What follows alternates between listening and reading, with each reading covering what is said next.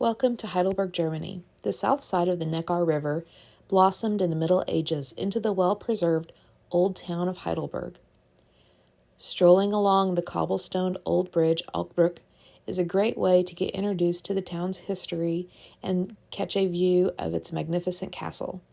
The bridge's current location is on its 9th version since the medieval times. The 92-foot-tall twin towers of the Old Bridge Gate leading into Heidelberg is the town's second most iconic feature after the mighty castle.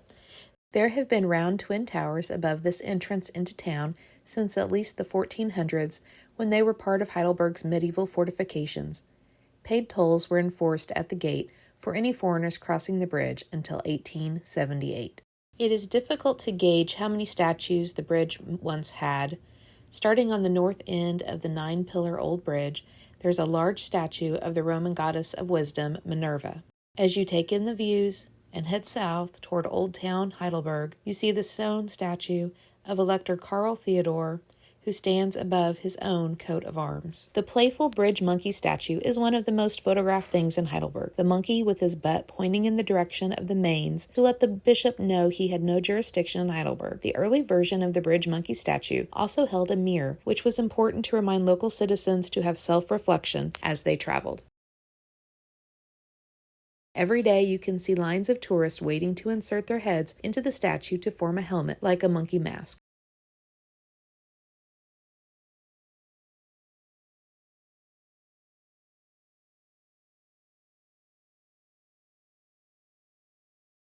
A few steps away from the Alte Bridge was my hotel, and the hotel also had a restaurant on the bottom floor. You can also see down the street from my hotel the Church of the Holy Spirit.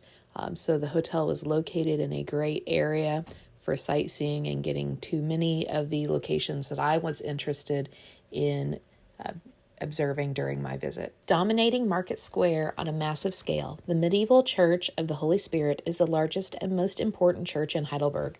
The beautiful church was first mentioned in a manuscript from 1239. Inside of the church are the royal tombs from the sandstone sarcophagus of King Rupert I and his wife. They are preserved and still on display. On my left is the beautiful Hotel of the Knight St. George, Hotel Zum Ritter. In 1592, a wealthy Belgian cloth merchant moved to Heidelberg from France and built this beautiful home for his wife. The home has been preserved and is the oldest home surviving, mansion, stately home surviving in Heidelberg. This is the main street, or Hauptstraße.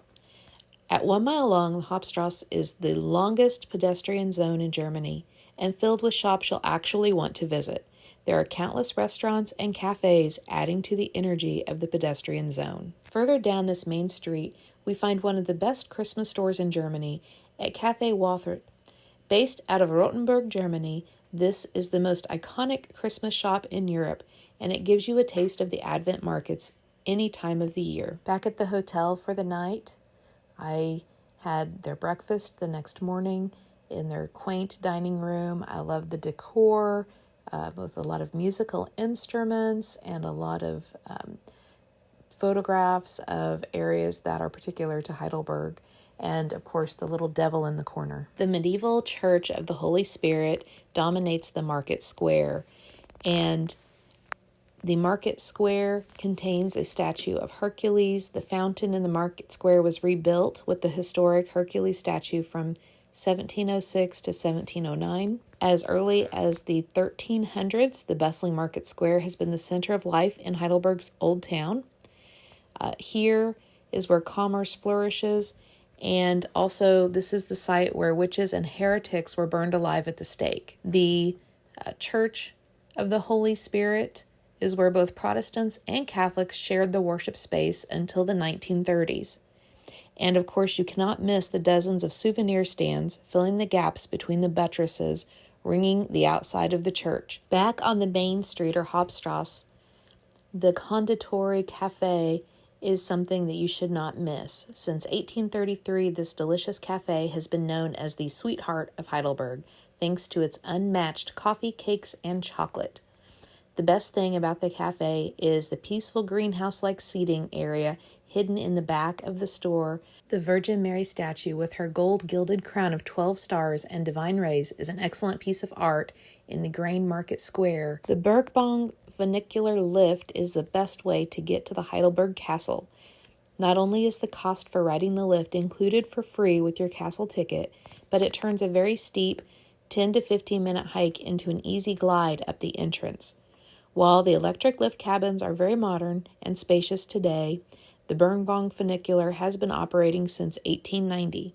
I chose to ride all the way up to King's Chair at the top of the mountain and actually got to ride the vintage pulley system cars.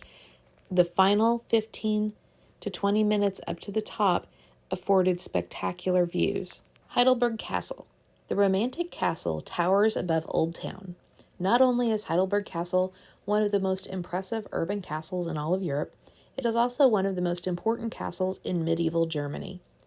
The stunning property is a testament to the power of the regional prince-electors, the people who chose the Holy Roman Emperor in the Middle Ages.